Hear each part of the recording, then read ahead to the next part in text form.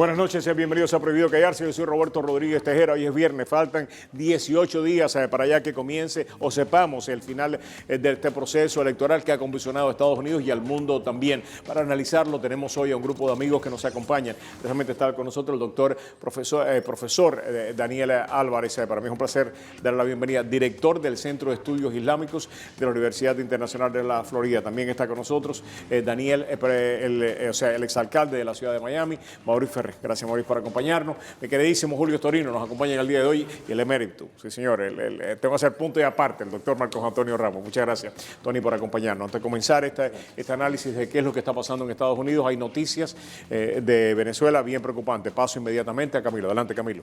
Roberto, precisamente es el sur de Florida el escenario donde se desarrolla la noticia. Un grupo de expresidentes se ha reunido de manera privada, entre ellos el expresidente Uribe, el expresidente Andrés Pastrana, el expresidente Chinchilla, Jorge Quiroga de Bolivia, José Almagro, José María Aznar, entre otros. Básicamente la conclusión es una, y es Venezuela. Las palabras las dio Jorge Quiroga de Bolivia y dijo que oficialmente sería una dictadura, después de que ayer se conociera que en boca del CNE, la autoridad electoral de ese país, se aplaza de forma indefinida esta última etapa del referendo revocatorio en el que se recogerían 20% de las firmas en cada uno de los estados. Hacemos contacto directo con Venezuela. Allá se encuentra Elizabeth Hostos, periodista en Caracas. Elizabeth, muy buenas tardes. Buenas tardes, Juan Camilo. Buenas tardes, Roberto. Mucho gusto en saludarles. Elizabeth, ¿qué es lo que sabemos hasta ahora y cómo se ha tomado la noticia de este pronunciamiento del CNE? Bueno, hay mucha desesperanza y mucha desilusión entre la gente. Uno camina por las calles de Caracas y todavía las grandes preguntas surgen. ¿Qué pasa con el revocatorio? ¿Se suspenderá definitivamente? ¿Qué hará la Mesa de la Unidad Democrática? El día jueves en la noche, cuando se supo esta decisión del Consejo Nacional Electoral, no hubo una respuesta rápida y oportuna de parte de las autoridades de la MUD, de los partidos de oposición, y todavía a esta hora no se sabe la postura oficial. Solamente algunos líderes han replicado por Twitter sus opiniones y unas breves declaraciones de Jesús Torrealba el mediodía. Se espera que en horas de la noche, un poco más tarde de la emisión de este programa, la MUD se pronuncie oficialmente. Solo se sabe que se seguirá por la ruta electoral pacífica y constitucional. No sabemos más nada y la gente con bastante angustia, por supuesto, colegas. Una de las cosas que uno se pregunta, Elizabeth, es por qué han hecho esto, ¿no? Acá, y es mucho más fácil especular en Miami que ustedes especular en Venezuela. Sabemos la situación que ustedes están pasando allá, pero acá lo que se maneja es que el gobierno, Maduro, la élite de poder en Venezuela, tiene miedo que 3 o 4 o 5 millones de venezolanos salgan a la calle a cualquier cosa. En este caso sería a firmar un referéndum revocatorio, que le tienen miedo precisamente a esta movilización masiva que se puede producir en caso de que el revocatorio pues se procediera. Sin duda, Roberto, el régimen de Maduro teme a contarse a tal punto de que este año, en diciembre, según la Constitución, se establecían las elecciones regionales para gobernadores y para principios de 2017 las elecciones de alcaldes cuyos plazos están vencidos.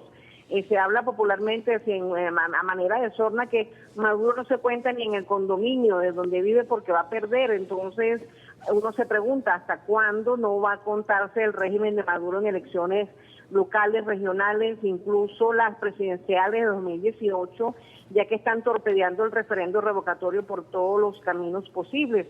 Lo que llama la atención es que fueron 5 tribunales de 5 estados en donde gobiernan chavistas los que emitieron sentencias de corte penal por supuestos delitos electorales, y esto impidió que se convocase el área electoral. Es una contradicción jurídica por una parte, y por otra parte el Consejo Nacional Electoral de manera obsecuente ha respondido a los tribunales penales que suspende el proceso mientras se define qué es lo que va a pasar con los supuestos infractores de la ley electoral. Ajá. Se habla de suplantación de identidad, de documentos falsos a la hora de presentar las firmas en el 1%, en donde pero básicamente lo que estamos viendo es que 8 veces más que lo previsto por el CNE, y la semana que viene del conteo, y se preveía que por supuesto más del 60% de la población, según las encuestas, quería participar en este proceso. Al régimen no le convenía pues a la gente en la calle expresando su voluntad de revocatorio y bueno, eso preocupa mucho. Entonces, ¿qué puede pasar en las próximas horas, Roberto? Bueno, pues nosotros vamos a estarle dando seguimiento y queremos agradecerte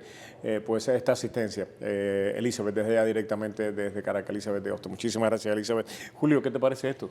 Bueno, me recuerda a lo que sucedió en Cuba en 1958, cuando Batista insistió en unas elecciones que no tenían credibilidad alguna, la oposición insistió en no hablar con el gobierno y bueno, se cerraron todas las opciones y lo que vino es este caos que tenemos 50 y tantos años después, ¿no? O sea que yo creo que Maduro sencillamente ha tirado un portazo a lo que pudieran ser soluciones civiles, por más que la AMUD siga insistiendo en que seguirán el camino electoral, qué sé yo, no lo veo como. Es que también si nos dicen que están siguiendo el camino electoral, lo que tienen También, entonces, claro, ¿qué van a hacer, no? La continuación de la tragedia. No hay manera... Yo no veo una salida a esto, porque fíjate, por todas partes están cerradas las puertas. Normalmente en Venezuela lo que hubiera ocurrido en estas circunstancias es que el ejército hubiera intervenido, pero el ejército está controlado totalmente por esta gente, así que ¿qué salida puede haber? Una de las cosas, perdón Tony, te ibas a decir algo, adelante. No. Una de las cosas es que básicamente el tiempo político es diferente al tiempo social, ¿no?